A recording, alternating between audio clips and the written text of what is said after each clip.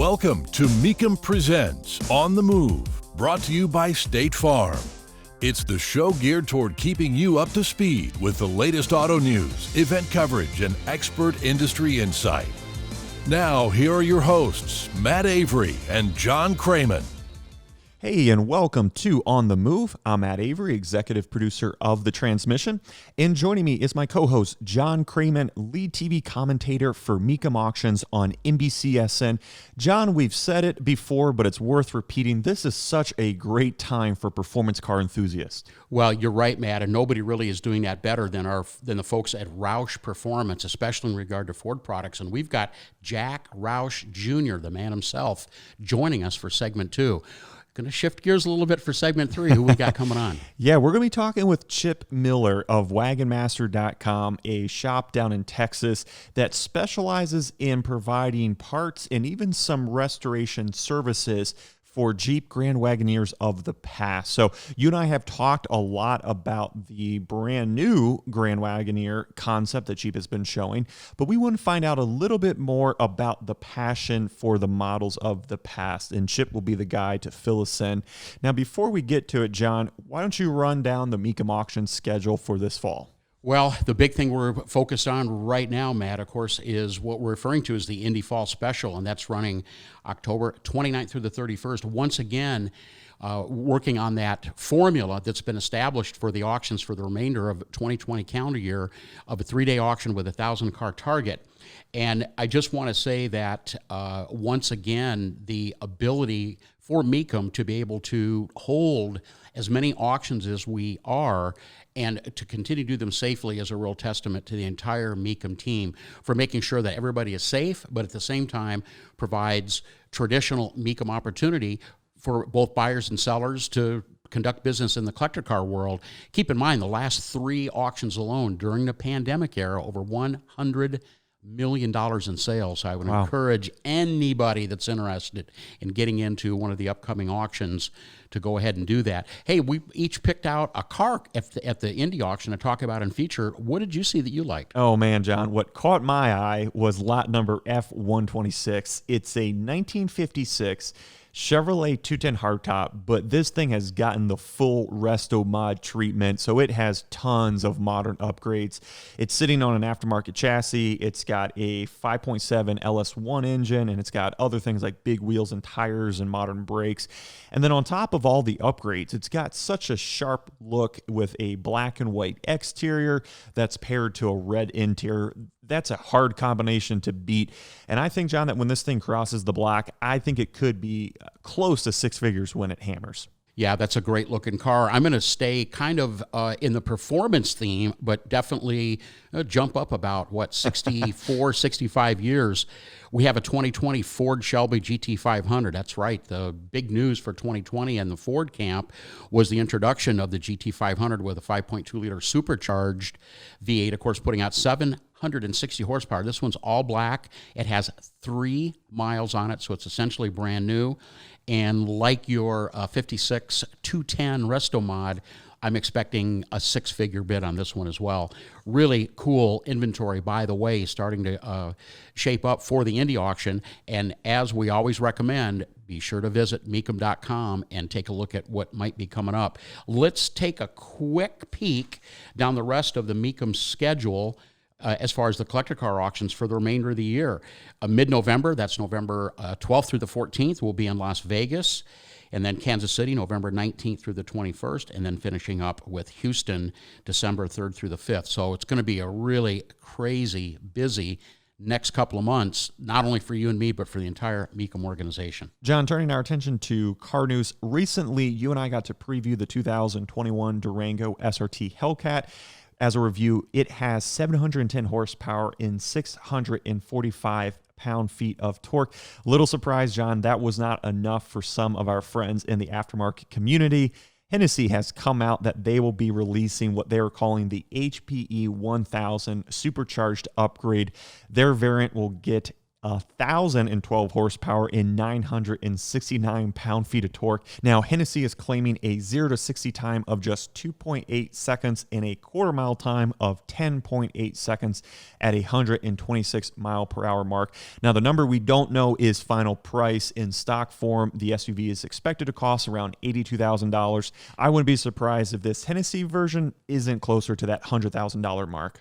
Yeah, and I noted too that the standard 3-year warranty will no longer apply. Hennessey's going to go ahead and put a 1-year warranty on that hot rod, so be forewarned there. But my guess is the bulk of the folks that are going to buy one of those, Matt, are probably not going to put a lot of miles. We do see some of these ultra high performance tuner vehicles across the auction block at Mecum fairly often, and in most cases they've got real low miles on them.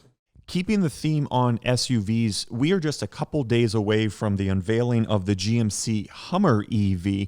John, we don't know a lot, but any thoughts or predictions for what's in store with that model? My guess is, Matt, I'd be curious to hear your thoughts on it as well, is the GMC Hummer truck lineup will be all electric. I don't think we're going to see anything other than an all-electric version. I think with both GMC and Chevrolet as part of the General Motors truck organizations, I think they've got the conventional powertrains pretty well established. So I think that there is new ground to be made in regard to electric power. We do know that General Motors has been pushing electric power very heavily. They're calling it a very green vehicle, zero emissions.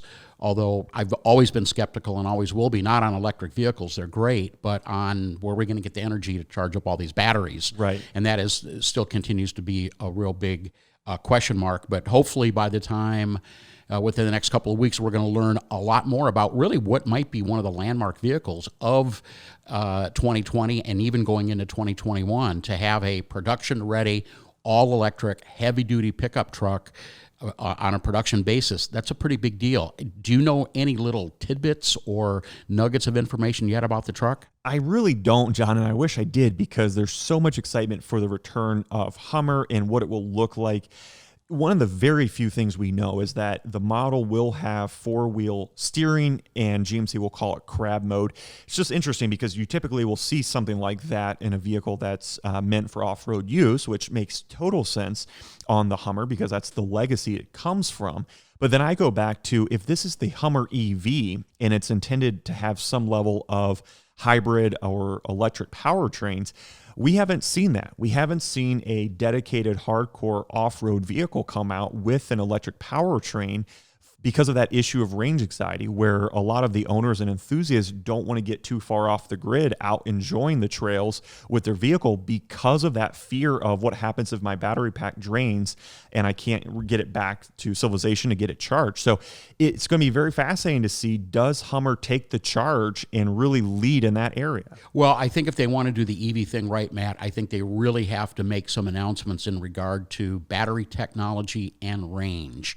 And I have a suspicion that that might be part of the big news of the announcement of the upcoming GMC Hummer. A final news story for today, John. You are always plugged into C8 Corvette news and updates, and you have some from a production standpoint, and it's not great from what I understand. Yeah, for those of us that have our C8 on order, we have another pushback. And I'll back up here just a minute. The original projections for the 2020 model year of the all-new mid-engine Corvette was to be about 40,000 of the vehicles would be built. That has been reduced now to approximately 20,000, maybe a few more, as the GM strike late in 2019 shut down for the pandemic. Now we have another plant shut down, which is going to be shut down within the next week for part shortage. And they're saying it's only going to be 1 week, and they should be able to get back to full force in producing the C8 Corvette. Looks like they're going to, or right now they're approximately around serial number 13,000. So quite a few have been built, but so many people waiting for their cars. They've already asked a certain amount of people if they've got an order on a 2020 that doesn't look like it's going to be filled, cancel that order and go ahead and place your order for a 2021. And as we've talked about on the base price and a few of the key options, there's been no price increases. Now, some of the more significant options have gone up a bit, and I'm expecting that we're going to see the configurator at Chevy.com have updated 2021 specs and pricing very soon. As of this morning, the new info hadn't been up yet. But yeah, it's another setback in a crazy year for those of us that are just chomping the bit to get our C8s. That having said, a little bit more connecting with that is at the Dallas auction going on right now as we speak, 3 C8s are going to be crossing the auction block. All have the Z51 package. They're all in a different color. So next week's show, Matt, we will do a little kind of a mini feature and report on where we ended up with the sales success. We know that $20,000 to $30,000 over a window sticker is about the going price now. Will that continue now that production is starting to get a little bit ramped up, or is the demand still so high? Supply and demand always drives pricing. Is that going to push the price up? We'll find out on next week's show. Mecum Auctions is proud to bring you On the Move with Matt Avery and John Kraman. For more on the world of collector cars, head over to Mecum.com. Now let's get back to the show.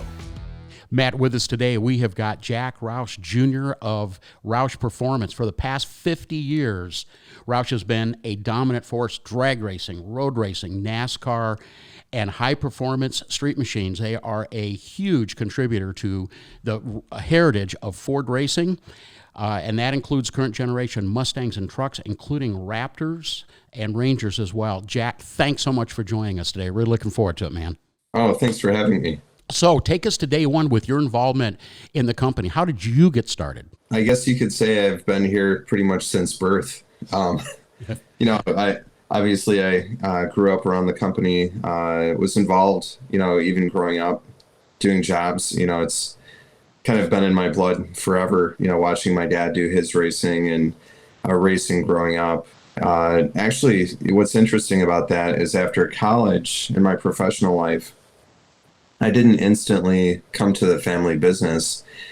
After college, I started a tech company with some friends of mine. I'm also a programmer, have been actually my whole life, and did that for 10 years, developing software. I came on to ROUSH Performance in 2008. Just a little bit before then, we did consulting work for RPP, as we call it, ROUSH Performance, and really trying to help the business out with the web side of what we did very well. And so yeah, it's been a pretty interesting career at RPP for me. Again, starting out in the tech side of things, but also working heavily in product development, given my racing background and love for cars. And now, in my current role is VP of marketing. It kind of ties all of that stuff together. Bring us up to speed with ROUSH Performance. What are some of the projects that you guys are currently working on? Honestly, I don't even quite know where to begin on that question. We have so much going on, but our bread and butter right now, believe it or not, is trucks.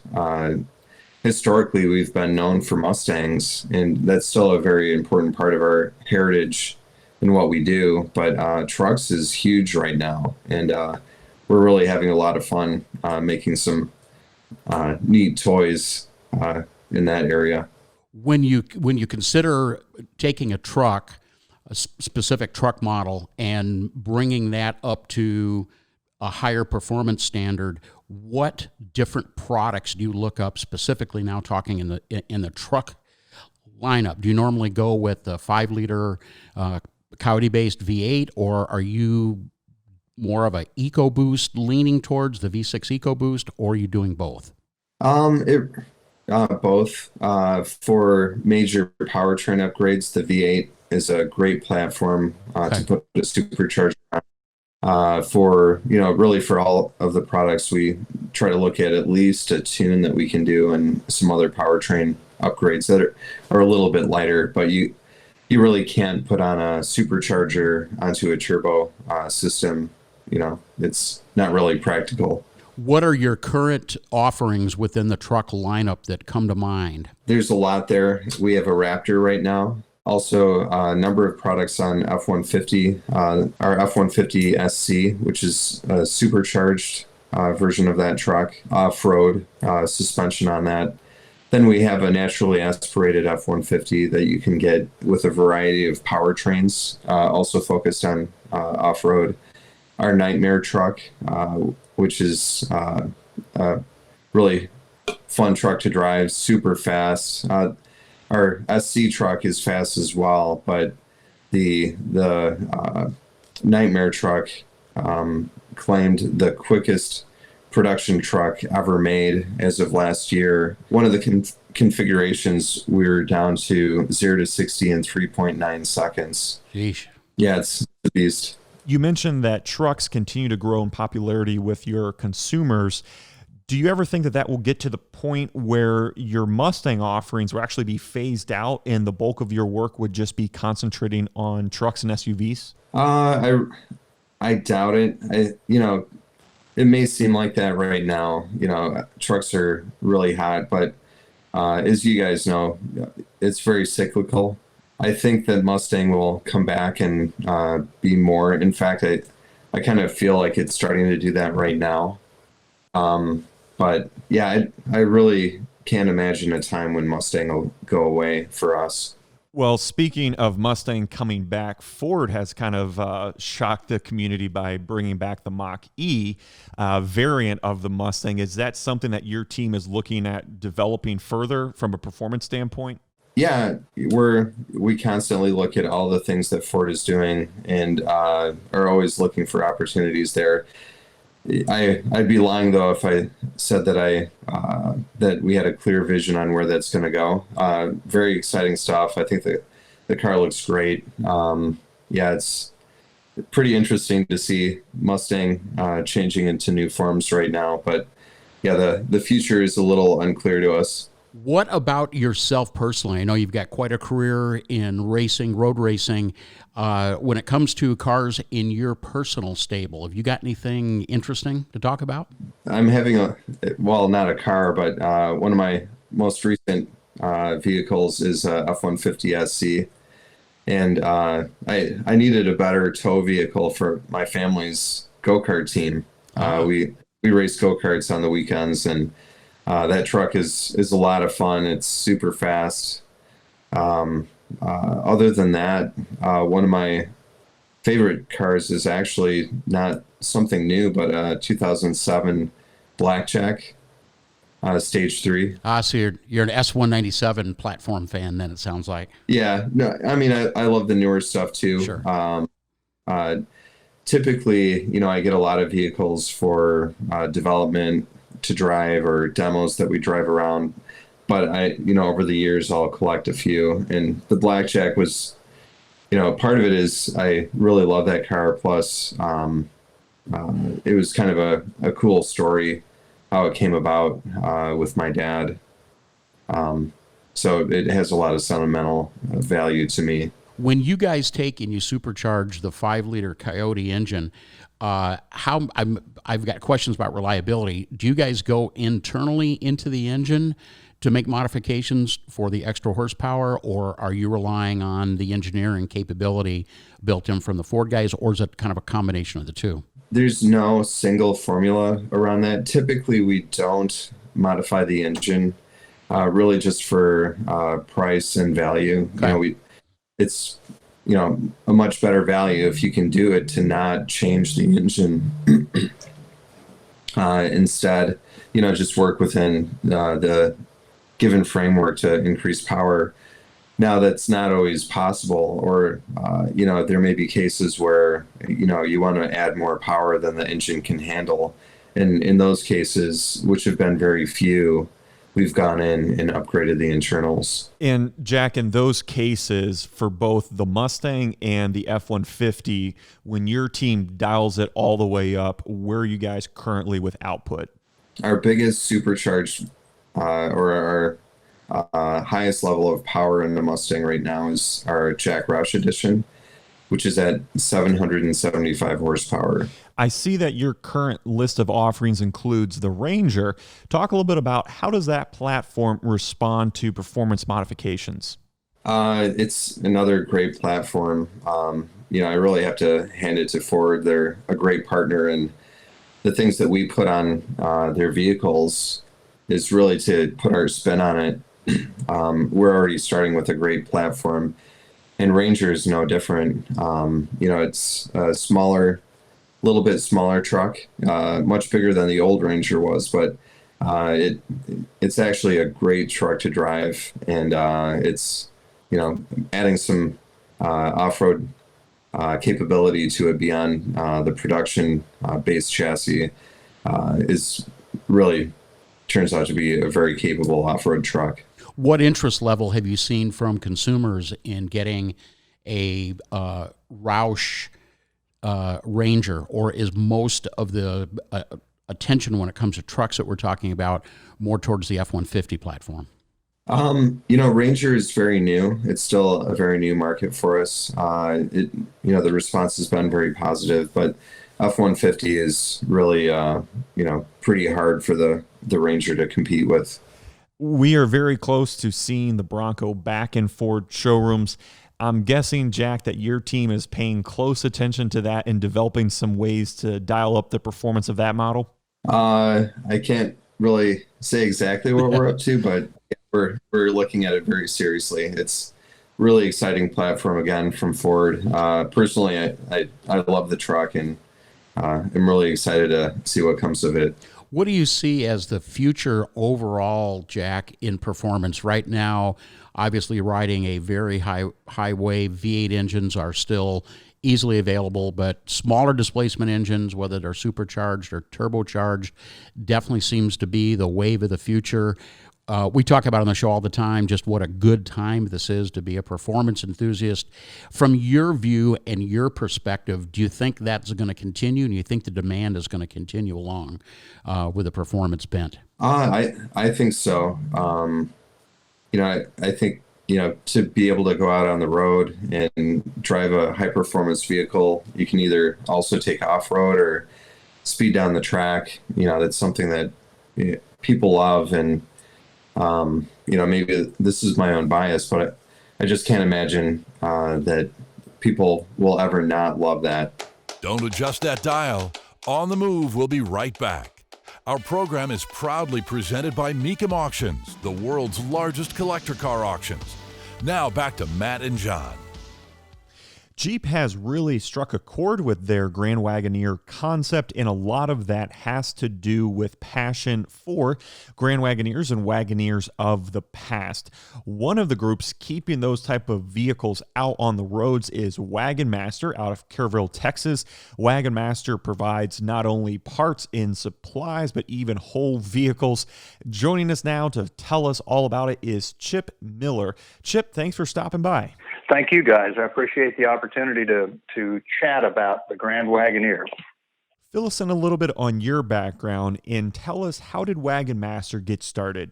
I have to start back as one of the earliest pictures of me with my father was in front of a 1956 Willys Jeep, a CJ3A that we had on a ranch. We always had a Jeep in the family through the 50s, 60s, and then in the 70s, my grandfather bought a Wagoneer. My dad had a look at it, and he had to have one. And the next thing you know, we've become, basically a Wagoneer family. We could drive the Wagoneer off-road if we needed to check on crops or cattle and this type of thing, and then get back on the highway and drive into town. And so this became a really durable but functional kind of vehicle for us to use out in the country. As things progressed and the Wagoneer became, they came out with a luxury model in late 1978. My dad had to have one of those as well. And so, and loved it, absolutely loved it. Loved the leather interior. At that time it was shag carpet, and that looked really good. And he just raved about it. And so, we continue to be active in our agricultural pursuits. until such time, I think it was about 1992, that my father had the opportunity to sell his place on the Mexican border in Texas, and relocated and moved to kind of a retirement city of Kerrville, Texas. With that, he decided he was going to buy a kind of like a retirement gift to himself. He went down to the Jeep dealership and wanted to buy a Grand Wagoneer. They informed him that they were no longer going to be making these Grand Wagoneers. This was, they had stopped making them in late 1991. And so he was frustrated by that. He called Chrysler. He somehow got a hold of, they put him over to Brooks Stevens' design team, and he talked to Brooks Stevens. And Brooks told him, we'll get a good one. Just buy yourself a good late model and fix it up and, continue to drive it. That began a process that has, 27 years later, yielded a lot of Grand Wagoneers being purchased, restored, and resold. What to you, Chip, what do you define as the Grand Wagoneer series? Does it begin prior to 1984, or is that where you started? Fill us in on your thoughts on the history and the evolution. They began calling it a Wagoneer, a Grand Wagoneer, in 1984.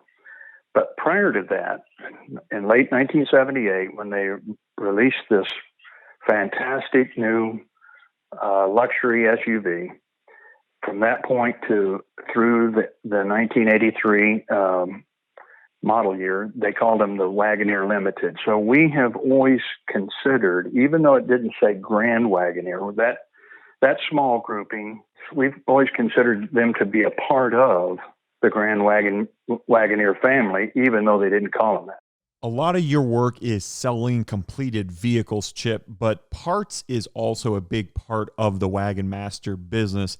Tell us, where did that inventory come from, and what kind of stuff do you guys have?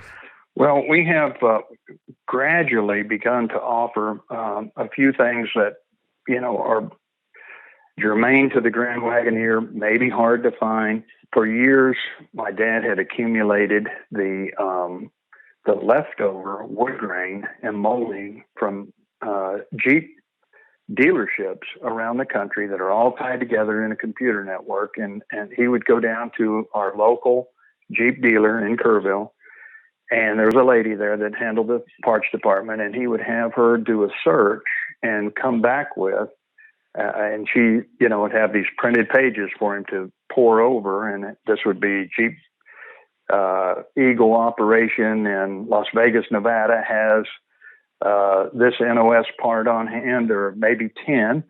And then he would, have their phone number there, and then he would actually do the legwork and call them and buy things like wood grain and molding and the tailgate wiper, as an example, and motor. All kinds of little things were accumulated in parts departments around the country, and he scoured all of those and essentially bought them all. Those are kind of the highlights of the components or things that we're currently offering. Any number of used items that we have a surplus of. We're not only the holder of a lot of Wagoneers in inventory, but we also salvage Wagoneers for those people that are done with it. It has no, very little restoration value left in it. Those kind of vehicles, we have harvested chrome. We've taken all kinds, door handles, interiors, door panels, this kind of thing. We have stockpiled those kind of things, and to be used on our own vehicles, or in the case of someone who is lovingly restoring a family heirloom. That one always tugs at our heart a little bit, and so we're willing to share with those people that contact us about individual kind of small unique items that are not on our website. You know, the wood grain is part of the signature look of the Grand Wagoneer, and so are white wall tires. I'm curious, do you have a source for a white wall tire that looks good and is the correct size for the Grand Wagoneer? Well, the correct size from factory was 235/75/15. We have found that Mastercraft, a Cooper tire, the Mastercraft tire has a white sidewall. We're currently using on our own cars the Toyo Ellipse white sidewall. So, you know, well-known brand Toyo for truck tires and off-road tires. Began producing that about 18 months ago. We like the tire. We've driven it. And we support that. We think that that's a really good choice. And then there are a couple of foreign-made ones as well. So, you know, you can find them. Final question for you, Chip. Jeep's brand new Grand Wagoneer concept. Have you seen it, and what are your thoughts? Yes, I have seen it. So I got this opportunity. My wife and I drove over a week ago Sunday in a 1991 Grand Wagoneer, by the way. You know, it was just interesting that, hey, you drove up in a 1991 Spinnaker Blue, you know, your top of the line vehicle out there that has now sold for $95,000. And here is their new vehicle that will probably be priced somewhat the same, you know. And so we're looking it over and we're having a great time discussing that. And, you know, my hat's off to them. And I look forward to driving one. We didn't get to drive one, but we did get to look at the concept car, and it is truly a remarkable vehicle. Well, John and I certainly agree with that. We really liked the concept that we got to see. It looks amazing. We can't wait to drive it, and we can't wait to see it out on the roads. And Chip, we thank you for the time, and we appreciate so much the passion that your team has for the classic versions and what you guys do to keep those out on the roads as well. Chip, thanks for stopping by. Thank you so much. You've been listening to Mecum Presents On the Move, brought to you by State Farm. For more information, visit Mecum.com. And join us again next time as we take you inside the world of muscle and collector cars and more.